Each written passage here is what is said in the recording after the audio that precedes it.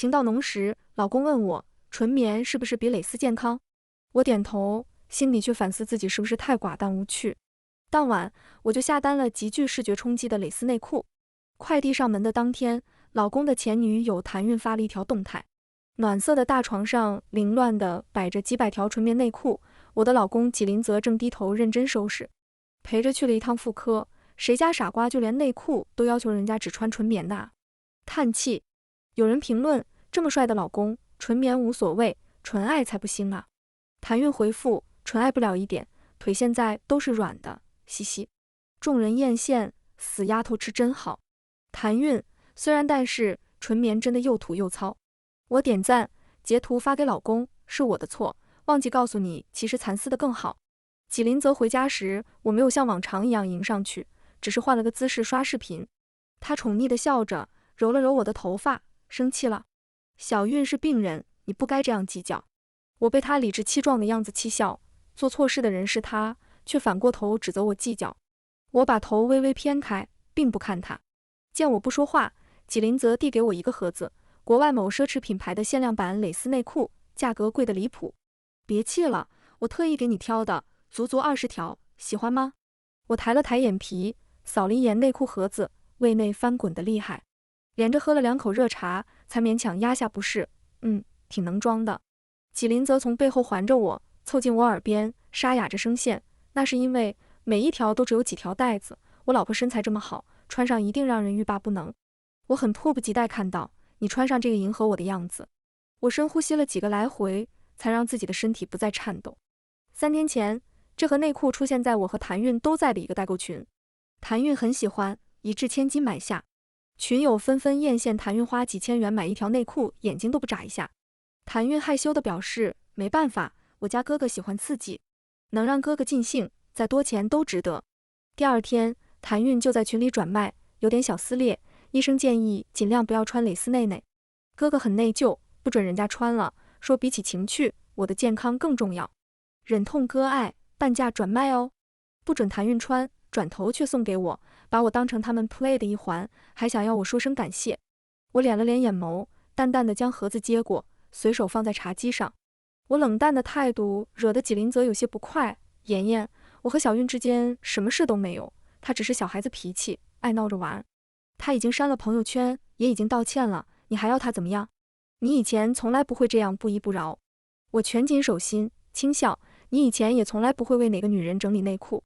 纪林则放开了握着我的手，你知道的，那是我欠陆毅的。陆毅是谭韵的男朋友，在一场车祸里，纪林则只受了轻伤，陆毅却当场死亡。纪林则不是肇事者，却固执地认为自己亏欠了陆毅，也亏欠了谭韵。又是这个理由，我无力争论。垂在身侧的手紧了紧，却只说了句我理解的。纪林则松了一口气，把手机递给我，乖，给小韵道个歉，她心思沉，会睡不着觉。电话那头传来谭韵雀跃的声音，阿泽，是不是妍妍姐愿意原谅我了？纪林则宠溺地应着。我接过手机，带着笑腔，不好意思谭小姐，占了原本属于你的位置。纪林则上前一步，一把抢走我手中的手机，另一只手还恼怒地推了我一把，你明明知道小韵受不得刺激，你现在怎么变得这么恶毒了？我被突然的力道推搡的重心不稳，跌坐在地上，腹部传来钻心似的疼痛，我捂着小腹，全身颤抖，疼得嘴唇发白。纪林则对着电话安慰了一通后，才发现躺在地上的我。他一把将我抱起，看着我痛苦的表情，他瞬间慌了神，对不起，妍妍，我送你去医院。停车场，谭韵坐在纪林则的副驾驶位上，看着纪林则怀里的我，表情变得有些玩味。阿泽，妍妍姐为什么也跟来了？我记得她海鲜过敏的，你抢了半个月才抢到帝都的位子，她应该不会那么不懂事，要你换地方吧？你知道的，人家想去帝都都想了1年了。纪林则低声解释，妍妍不舒服，我先送她去医院，下次再带你去帝都吃海鲜。谭韵嘟着嘴，乖巧的点头。车子驶离停车场时，谭韵突然捂着胸口，急促呼吸了起来。纪林则将车停下，焦急地问她是不是犯病了。谭韵轻轻点头。纪林则伸手去拿她的包。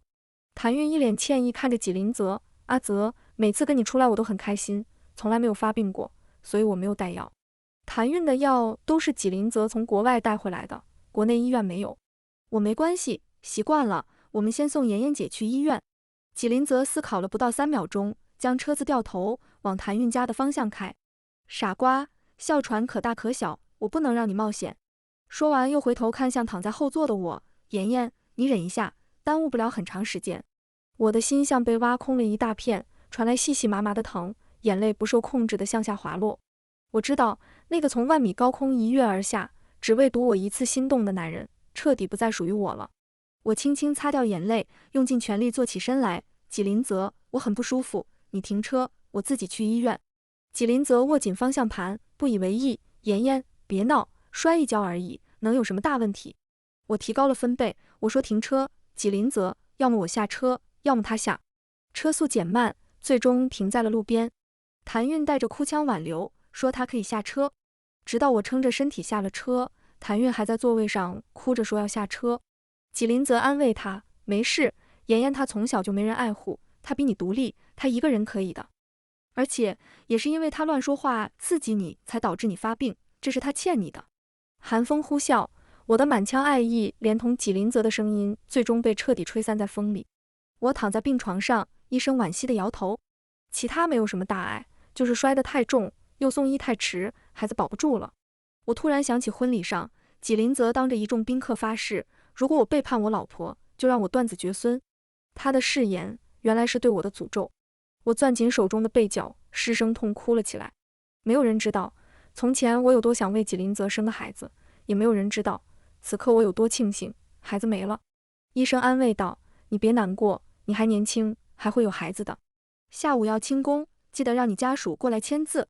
看着手机里谭韵发的9宫格图片，有海鲜大餐，有情侣电影座，还有烂漫雪天下的摩天轮，以及时刻陪伴在他身侧的纪林泽。一起吃到老，玩到老，怎么不算共白首呢？我闭上眼睛，良久，告诉医生，我家属死了，我自己可以签字。医生看向我眼里的同情又添了一层。做完清宫，纪林泽的电话打了进来，听说我在医院，他焦急地说马上来陪我。可直到我第2天出院，纪林泽都没有出现。晚上11点，纪林泽回了家，他在我额头落下轻轻一吻，老婆，对不起，还好你没事，不然我要自责死了。你记得多喝点热水。小韵淋了雪，感冒了，她身娇心弱的，我脱不了身。小韵不像你，有我宠着，陆毅走了，她身体又不好，以后你多让让她。可能是麻药的影响，我困得厉害，偏了偏身，轻轻哼了2声，就睡沉了。半梦半醒之间，纪林泽的声音喋喋不休，乖，不准喝冷水，不可以踢被子，有事就叫护工，自己不要乱跑。半夜我起床上厕所，看见纪林泽盯着手机比划，时不时在纸上写些什么。我用被子捂着头，继续睡去。再次醒来，已经日上3竿，身旁早已没有纪林泽的身影。谭韵的朋友圈又有更新，气鼓鼓的哥哥天下第一可爱，教程是昨晚学的，汤是一大早炖的，批评是刚刚挨的。划重点，感冒不能喝鸡汤。心脏处依旧有淡淡的痛感传来，却不再那样浓烈。我和纪林泽刚谈恋爱的时候，有一次生理期，我无意喝了一口冰水，小腹隐隐作痛，纪林泽红着眼给我捂了一晚上温水袋。给他家保姆打了2个小时电话，左手被刀割伤，右手被锅烫伤，一向金贵无尘的他灰头土脸地捧着一碗红糖姜水，温柔地为我喝下。我抚着自己的小腹，他依旧那样炽热而温柔，却不再是因为我。我默默退出微信，联系了律师，起草离婚协议书。再一次见到纪林泽是3天后，市文化中心，我的新书发售，而纪林泽则陪着谭韵出席他的新书发布会。谭韵的新书一经发布，就引起广泛关注，媒体与读者口径统一，称赞谭韵是100年一遇的天才。与此同时，我的名字也被顶上热搜。报：唐妍、谭韵。报：唐妍抄袭。我的发售会被极端粉丝打砸，我也被臭鸡蛋和蔬菜扔中，狼狈不堪。网友更是质疑我以往的作品，掀起一股抵制我的热潮。我和团队才后知后觉地发现，我的新书《他的人海》与谭韵刚刚发售的《艺海》，除了主角名，情节几乎一模一样。我很确定是谭韵抄袭了我的书。我对着媒体澄清，这个故事是以我和纪林泽的恋爱为原型，每一个字都是我饱含热爱敲出来的。我晒出与编辑的聊天记录，证实3个月前我就已经将完稿发给编辑审核了。几乎同一时间，谭韵那边放出一张时间水印为半年前的照片，谭韵戴着眼镜，全神贯注对着电脑打字，而电脑屏幕上是一海的最后一张。我认得出来，那是纪林泽办公室的电脑。半年前，我曾经在那台电脑上修过文。媒体抓住话题，问纪林泽是否如我所说，书中的恋爱细节是我和他的亲身经历。纪林泽摇头，称自己毫无印象。他的举动更加坐实了我抄袭的罪名。我自嘲地笑了笑，任由指甲扎进掌心，直到鲜血淋漓。媒体震怒，比诸口罚，指责我抄袭成性，死不悔改。我找到谭韵，要他出面澄清，并当众向我道歉，否则就会提起诉讼。谭韵依旧是一副柔弱的模样，我听不懂妍妍姐说什么。这个故事明明是我为纪念死去的阿姨写的，姐姐连这个也要抢吗？说完，她凑近我，用只有我听得到的声音说：“都说前任一哭，现任必输。我不过跳了一支他爱的舞蹈，你耗时半年写的东西就成我的了。要不是我当年一时糊涂，季太太的位置怎么会轮得到你一个下贱的孤儿？我对写作毫无兴趣，我这么做不过是想要你明白，阿泽，他的人海，他的痕迹，从来都是我的，你怎么够资格跟我争？”他拉下自己的衣领，露出胸口大片红印。姐姐，阿泽有这样狠狠地爱过你吗？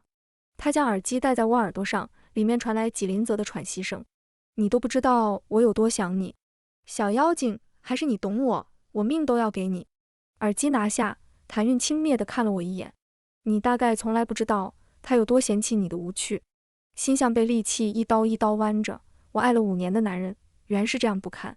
谭韵娇滴滴笑着，却字字诛心。再告诉你一件事，我怀孕了，阿泽的。我蜷了蜷手指，想起我那个不曾有机会看一眼这个世界的孩子，一个计划在心中成型。老天不会惩罚背誓的渣男，但我会。姐姐如果再纠缠下去，我们就法院见吧。我被他倒打一耙的嚣张模样气到，收拾了情绪，冷冷对他说：“那就法院见。”我火急火燎赶到家里，去找我电脑里的存稿记录。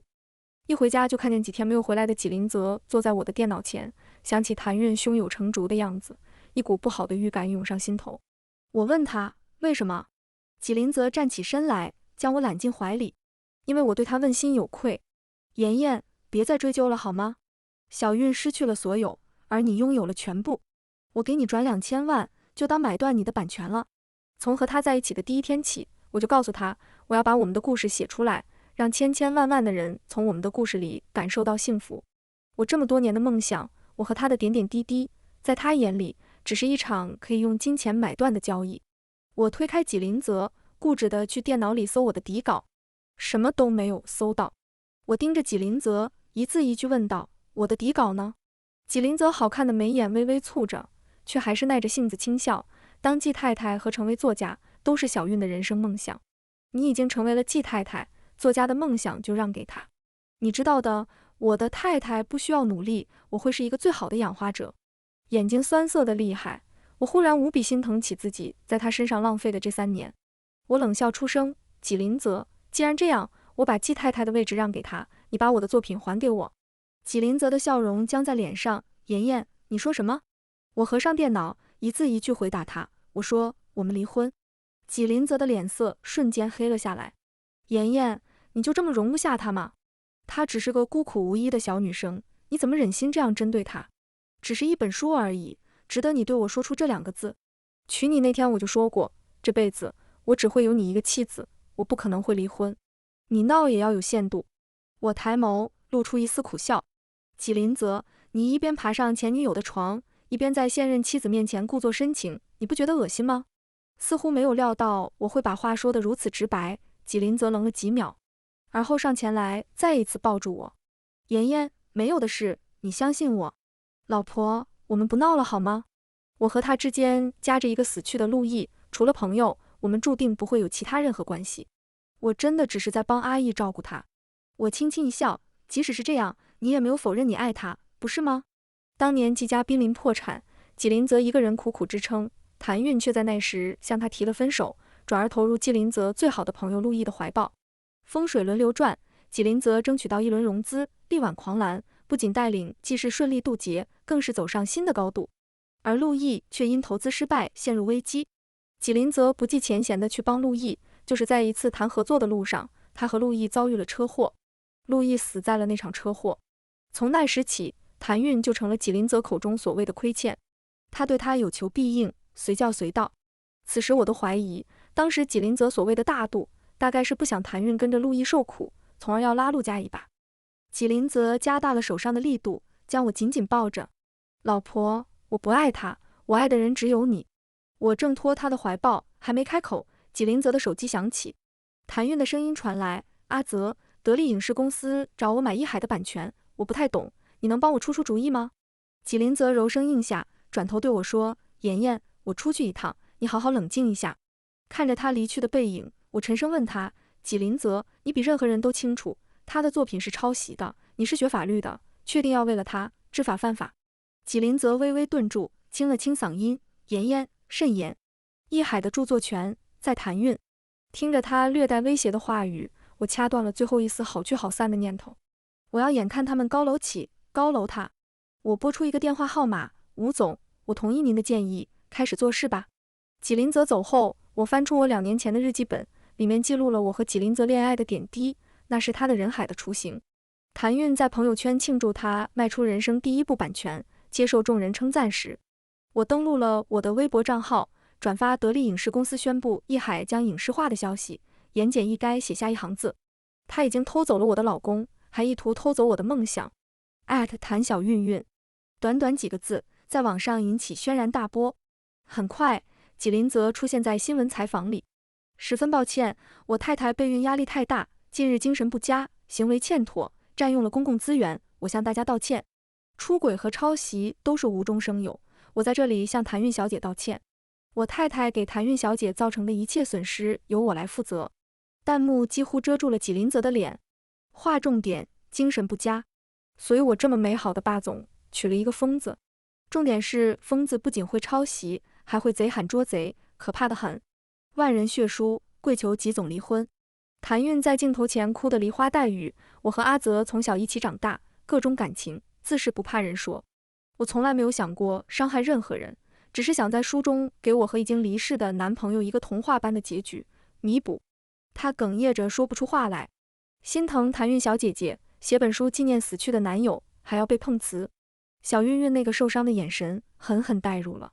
唐妍去死，人家对男友情深意重，她却还给人造黄谣，毒妇。该说不说，纪总和小韵般配的嘞。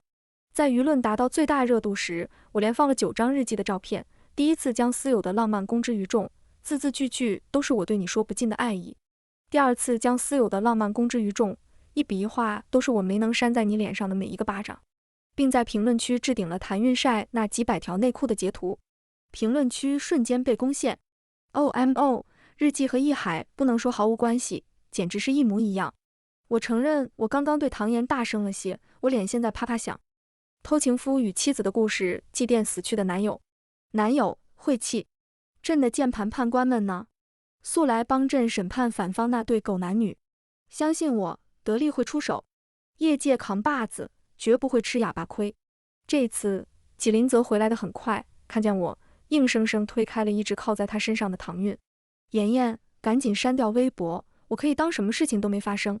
都到这份上了，他还没有认清形势。我冷笑反问：如果我执意不删呢？纪林泽沉默了许久，声音生硬：那我会撤回对孤儿院的资助。我在孤儿院长大，嫁给纪林泽这些年，既是承担了孤儿院所有开支，所以这些年孩子们再也不怕流离失所，也不怕吃不饱穿不暖，更不怕读不起书。谭韵挑衅的眼神在我身上来来回回。我指着谭韵问纪林泽：所以这就是你的底牌？就为了他？纪林泽上前想要抱住我，我侧身避开。妍妍，我不想的，所以你乖一点，别逼我。只要你现在对外澄清是你精神状态不对，无意偷了小韵的日记，我马上给孤儿院捐1个亿。我朝他翻了个白眼，为了他，你愿意承受别人嘲笑你娶了一个疯子，愿意用纪氏的100年基业去冒险？纪林泽无奈地笑笑：傻瓜，外人怎么说，并不影响我对你的爱。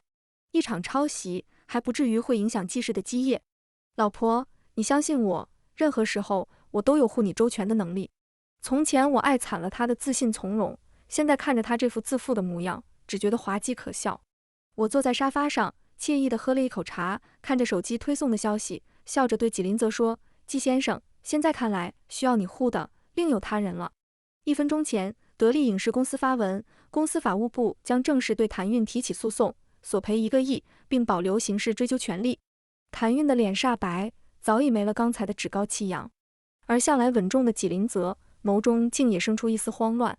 我站起身来，直视他的眼睛，不如我给你们另有一条路。二人双双看向我。第一，谭韵承认抄袭，公开向我道歉。第二，我们离婚。做到这2点，我会把他的人海影视版权赠送给得力，并保证得力会撤诉。纪林泽脱口而出：“我不接受，我不会离婚。”谭韵的眼里却燃起一丝希望：“你怎么保证得力会撤诉？”我轻蔑地白了他一眼。经此一事，他的人海的热度只会比一海高出许多。更重要的是，不需要花1分钱。得力是商人，他们自会衡量。更何况，这本来就是我和得力总裁之间的一笔交易。我求顺利离婚，他求分文不取，拿下一个大 IP。谭韵挽着纪林泽的手，眼里的哀求显而易见。纪林泽犹豫地看着我，并不说话。我拿起早就准备好的离婚协议书递给他，区区1亿，我知道季先生自是不在乎，可是如果我连同得力一起举证，谭小姐的牢狱之灾怕是躲不掉了。谭韵一听要坐牢，立马滑落在地上：“阿泽，我不要坐牢，我也不能坐牢，我怀孕了，孩子是你的。”纪林泽的眼中有震惊，有闪躲，还夹着些许说不清道不明的情绪。谭韵继续哭着说道：“阿泽，我们的孩子不能出生在监狱，孩子也不能一出生就背负着一个坐过牢的妈妈。”纪林泽痛苦地跪在地上，声音颤抖：“妍妍，你原谅我，我真的不爱他，我对他只是年少时的爱而不得，我不甘心而已。我会和他断干净，等孩子生下来，我就会送他去国外，一辈子不出现在你面前，孩子只会有你这一个母亲。老婆，我们不离婚。”我嗤笑：“不好意思，我对成为你孩子的母亲没兴趣。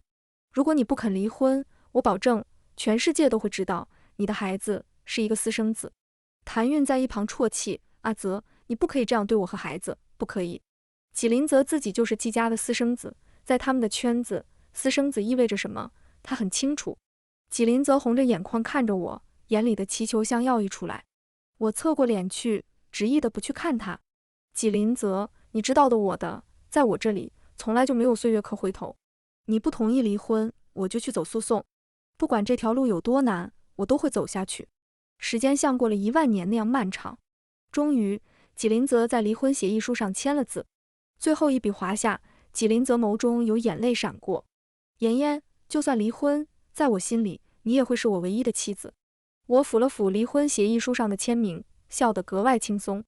季先生，当着你孩子母亲的面，表演你对另一个女人的深情，并不明智。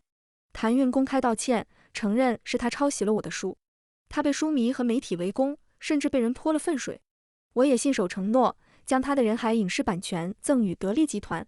一身屎臭味的谭韵将我堵在洗手间，还是一副趾高气扬的模样。就算失去全世界了又怎么样？最终还是我赢了。阿泽说他会一辈子养着我。我捂紧口鼻，皱紧眉头。恭喜你，有人养着挺好的，不像我，总是要考虑怎么去花我手上的40亿。对了，谭小姐，你一定要好好守着你的战利品，别让他再天天给我送花了。毕竟沾了屎臭味的花真的挺恶心的。看着他气到变形的脸，我满意的退了出去。我和纪林泽领离婚证那天，谭韵拿着户口本等在民政局外，看着我们走出民政局，他满心期待的迎了上去。纪林泽却冷冷地说：“今天不是结婚的好日子，等等再说吧。”他转头看向我：“妍妍，去哪里？”“我送你。”我朝他笑笑：“不了，自己的路我自己走。”再一次听到纪林泽和谭韵的事情，是在7个月以后。谭韵生下一个男孩后，他们终于结婚了。孩子因为黄疸高入院，却被查出与父母亲血型不符。纪林泽立马做了亲子鉴定，结果显示孩子不是他的。结婚不过短短1周，纪林泽立马诉讼离婚，谭韵自然不肯。二人又一次争吵后，纪林泽摔门而去，却在高速公路上再一次出了车祸。另一边，在谭韵住院生孩子期间，为了迎接小宝宝出生，季家大宅安装了360度无死角监控，以便季家二老随时查看宝宝的情况。监控录像很清楚地拍到，某个夜里，谭运磨断了纪林泽座驾的刹车，警察以故意杀人罪将谭运抓获。顺藤摸瓜，也查到了当年陆毅的车祸也是谭运的手笔。当年谭运眼看着季家越来越强大，陆家却已是强弩之末。经历过自家破产痛苦的谭运，绝对不允许自己再受一次这样的苦。他知道他必须抓住纪林泽，可他也明白，只要陆毅活着，他就不可能有机会名正言顺嫁给纪林泽。于是他策划了那场车祸。更幸运的是，那天陆毅约的人竟是纪林泽。他抓住纪林泽对陆毅的满腔歉意，一步步靠近纪林泽。在纪林泽明确表示不会为了他离婚时，他铤而走险，找了个男人让自己怀孕，终于凭着这个孩子成功嫁入季家。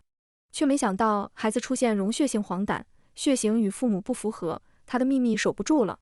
纪林泽为了名声，并没有告诉任何人孩子不是自己亲生的，只要求谭运净身出户。谭运怎么会甘心放弃到手的富贵？于是他故技重施，要纪林泽死于车祸，季家的一切都会属于他和他的孩子。却没想到被监控拍了个正着。谭运被判处死刑那天，纪林泽也醒来了。医生说命是捡回来了，但他永远丧失了生育能力。我抱着一大束花去看纪林泽的时候，他毫无焦距的眼神里突然有了光。他红着眼眶，似乎有千言万语要说。我抢在他之前开了口，纪林泽，你知道吗？其实你曾经有过一个孩子。他不可置信地看着我。我凑近他耳边，声音轻柔，却字字诛心。可是他死了，被你亲手杀死了。还记得你为了谭运将我推倒，又为了给谭运拿药，把我扔在马路边自生自灭吗？你陪着谭运去吃海鲜，去游乐场，陪他同淋雪时，你的孩子却因为你那一推，死在了我的肚子里。你说过，如果你背叛我，就让你断子绝孙。纪林泽，苍天终究不会绕过谁，我也不会原谅你，永远不会。说完，我就头也不回地走了，留下纪林泽躺在床上哭得撕心裂肺。又过去了半年，他的人海电影一上映就收获了100亿票房。得利公司当场表示会捐2亿元给我长大的那家孤儿院。我带着孩子们去河边写生，远方是冉冉升起的太阳，身旁是孩子们灿烂的笑颜。我知道我们的明天会更绚烂。这个故事到这里就结束了，感谢您的收看。如果您喜欢这个视频，就给我点赞订阅一下吧。衷心祝您吉祥如意，万事顺心。